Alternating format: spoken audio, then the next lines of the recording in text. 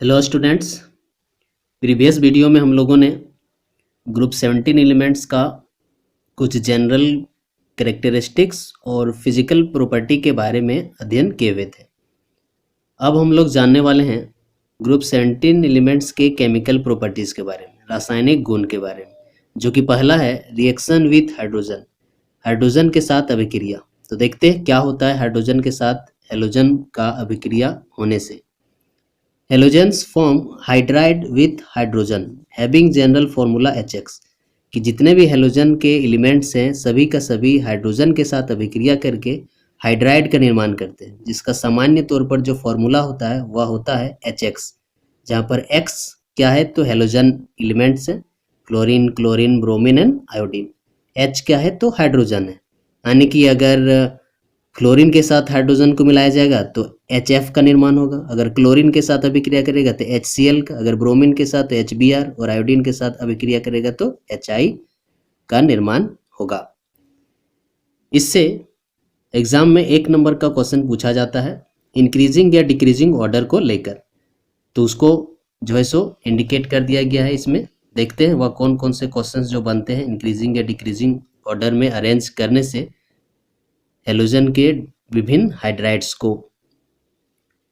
पहला क्वेश्चन है कि अरेंज द फॉलोइंग हाइड्राइड्स इन या तो इंक्रीजिंग या तो decreasing order of acidic strength, कि हेलोजेंस के जो हाइड्राइड का निर्माण हुआ है HF का, HCl का, HBr का या तो HI का, उसको जो है सो एसिडिक स्ट्रेंथ के तौर पर अरेंज करें। तो एसिड का मतलब क्या होता है, जो H+ दे।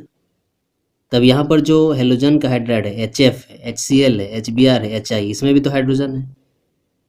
तो चारों में से कौन अधिक एसिडिक होगा, कौन कम एसिडिक होगा, इसको कैसे जानेंगे?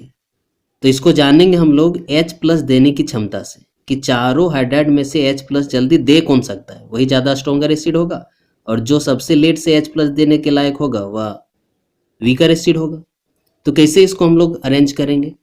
तो हम लोगों ने प्रीवियस वीडियो में पढ़ा हुआ था एक एटॉमिक साइज। एटॉमिक साइज में क्या पढ़ा हुआ था कि जब हम लोग फ्लोरीन से आयोडीन की तरफ जाते हैं तो एटम का साइज बढ़ता है, और एटम के साइज के बढ़ने से उसको तोड़ने में आसानी होता है।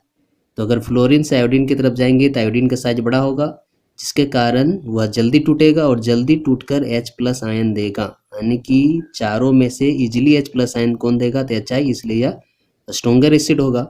और सबसे लेट से कौन देगा, HF, इसलिए यह वीकर एसिड होगा। तो अगर हम लोग को पूछा जाए एग्जाम में कि arrange the following hydrides in increasing order of acidic strength, तो इसका ऑर्डर कुछ इस तरह से होगा। सबसे वीकर होगा HF, उससे थोड़ा ज़्यादा होगा HCl, उससे थोड़ा ज़्यादा होगा HBr, और सबसे ज़्यादा स्ट्रॉन्गर एसिड होगा HI। इसी को अरेंज किया गया और लिखा गया acidic strength increases.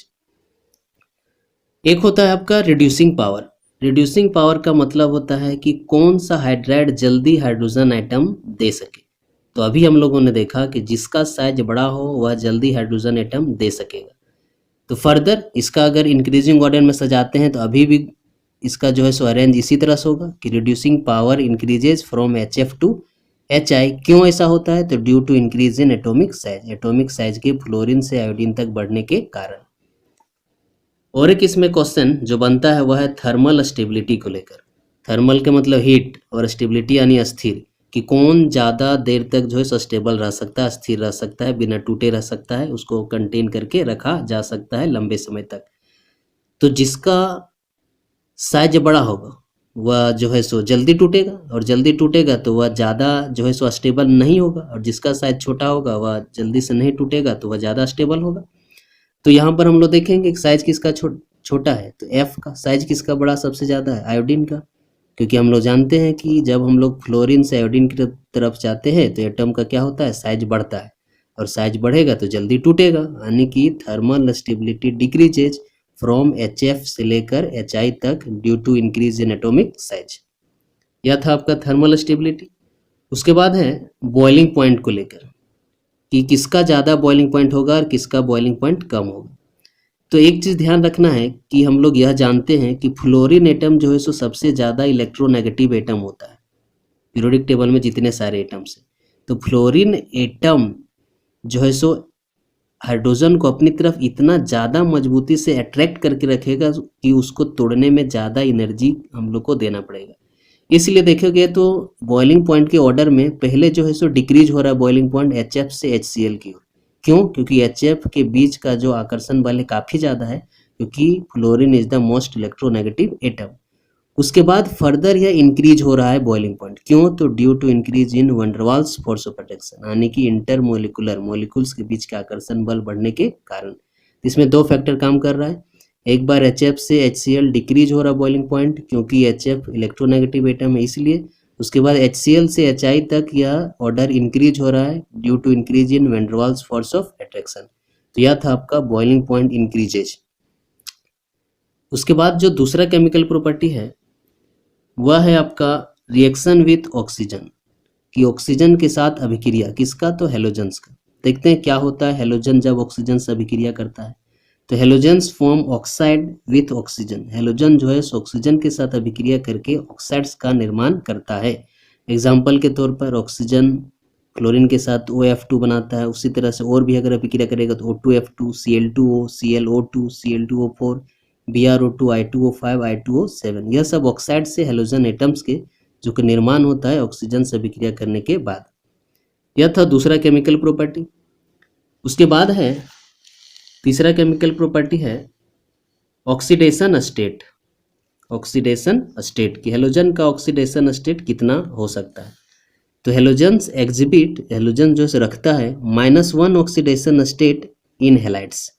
Halogens generally -1 oxidation state रखते हैं हेलाइड्स में। कौन सा हेलाइड्स में? तो HX में। अभी हम लोगों ने देखा HX का निर्माण हाइड्रोजन के साथ अभिक्रिया करके।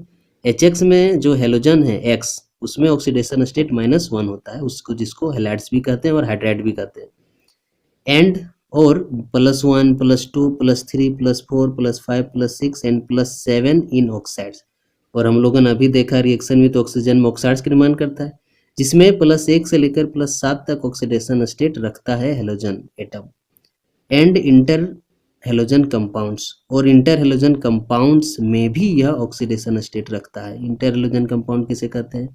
तो हेलोजन एटम खुद से अभिक्रिया करके जो है सो नए कंपाउंड का निर्माण करते हैं, जिसको कहते हैं इंटर हेलोजन कंपाउंड्स। यह था आपका तीसरा केमिकल प्रॉपर्टी। उसके बाद है anomalous behaviour of fluorine. Anomalous behaviour of fluorine, कि फ्लोरीन के पास कुछ ऐसा गुण होता है जो कि अपने ही ग्रुप में बाकी सारे तत्वों से उसको अलग करता है। अब देखते हैं वह कौन कौन से फ्लोरीन के पास गुण है जो कि क्लोरीन के पास नहीं है, ना ब्रोमीन के पास, ना आयोडीन के पास, और ना ही एस्टेटिन के पास होता है। तो fluorine differ from the rest of the member of its group, कि फ्लोरीन अपने ही ग्रुप के मेंबर से अलग होता है। क्यों?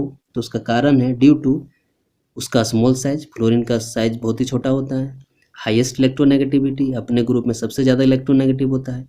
लो FF bond dissociation enthalpy, fluorine और फ्लोरीन के बीच के बॉन्ड को तोड़ने में कम ऊर्जा देना पड़ता है। चौथा है non availability of d orbitals in valence shell, कि फ्लोरीन एटम में जो है सो d ऑर्बिटल नहीं होते हैं, क्योंकि इसमें 9 ही इलेक्ट्रॉन होते हैं और 9 इलेक्ट्रॉन p तक में ही समाप्त हो जाते हैं, इसलिए d ऑर्बिटल उपस्थित नहीं होते हैं। यह था आपका anomalous behaviour of fluorine atom.